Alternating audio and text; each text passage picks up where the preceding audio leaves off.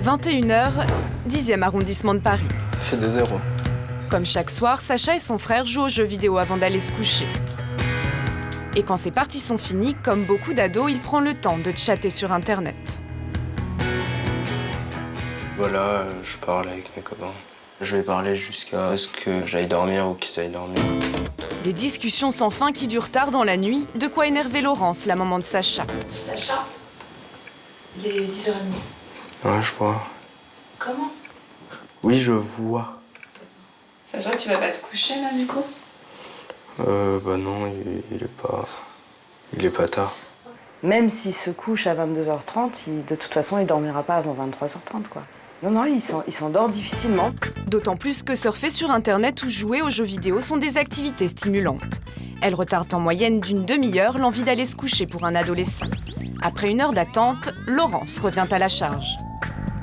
Sacha, allez manger ici d'abord. S'il te plaît. Ouais, 2 secondes, je regarde un truc. Ce deuxième rappel à l'ordre semble plus efficace, du moins en apparence, car après l'ordi vient la télé. Éteins la télé. Allez. Allez. Je finis. Non, tu finis pas. Éteins, s'il te plaît. Sacha finit enfin par se coucher.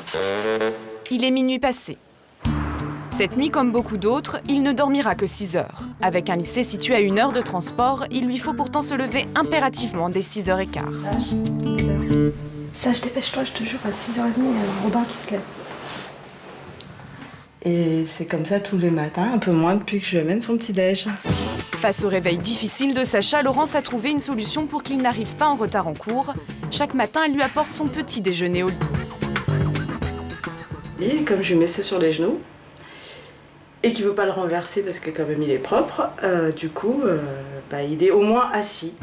6h30 et Sacha est toujours au chaud sous sa couette. Sacha, on plaisante pas là. S'il te plaît, assieds-toi. Malgré tous les efforts de sa mère, pour Sacha comme pour un tiers des adolescents, se réveiller est un calvaire. Le matin, c'est dur. 1 heure plus tard, Sacha a enfin les yeux bien ouverts. Comme tous les adolescents de son âge, il devrait dormir entre 9h et 10h par nuit, soit 2 heures de plus qu'un adulte. Sauf que, en bon ado, il dépasse rarement 8 heures. Résultat, impossible de se lever le matin. Dans ce lycée, le surveillant enregistre chaque matin une dizaine de retards, souvent liés à la panne de réveil. Allez les derniers, s'il vous plaît, allez venez. Et les élèves qui arrivent à l'heure, eux, sortent à peine du lit. C'est vrai que les 2 premières heures du matin, ils sont un peu, on va pas dire qu'ils sont dans une somnolence, quoi. Mais bon, ils se réveillent plus progressivement dans la matinée, quoi. Georges, allez, on y va. Ok, c'est parti. Plus de 7 adolescents sur 10 ne dorment pas assez. Dans cette classe de seconde, à notre demande, un professeur a soumis ses élèves à un sondage sur leurs habitudes de sommeil. Les résultats sont édifiants. Qui se couche avant 22h? Personne. Qui se couche après 23h? Tous les élèves ou presque lèvent la main. D'accord. Qui a envie de dormir parfois en cours? Toujours. Là encore, presque toutes les mains se lèvent. Dans certains cours, on sent effectivement que les élèves, ils peuvent plus, quoi. Physiquement, ils peuvent plus travailler, ils peuvent plus écouter. Et donc oui, là, c'est presque une lutte, oui. Si les ados sont en manque de sommeil, c'est parce que leur rythme est naturellement décalé par rapport à celui des adultes. Conséquence, un adolescent sur 3 souffre de troubles du sommeil, avec parfois des cas extrêmes, comme les adolescents victimes du syndrome de retard de phase. Dès ses 13 ans, Andy Lou n'arrivait plus à s'endormir avant 3 heures, voire 4 heures du matin. Une fatigue qui l'a même fait redoubler une classe. Depuis, cet adolescent de 17 ans a pu stabiliser son sommeil, il dort presque 6 heures par nuit. Un changement dû à une prise en charge médicale par un spécialiste du sommeil. Quand on est un adolescent, pas facile de régler son horloge biologique.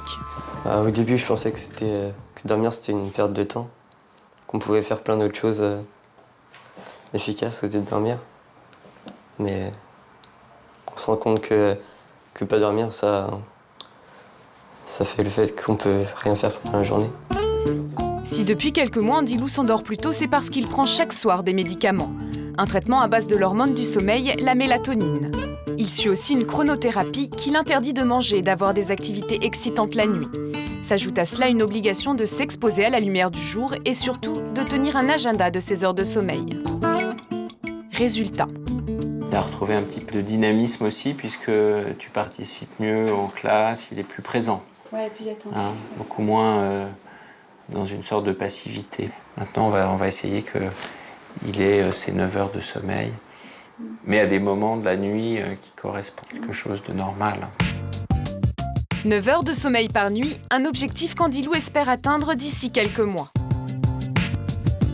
Si votre ado a lui aussi du mal à s'endormir, sachez qu'il existe quelques règles d'or. Pas de sport après 19 heures, pas de télévision dans la chambre et pas d'ordinateur 1 heure avant de se coucher.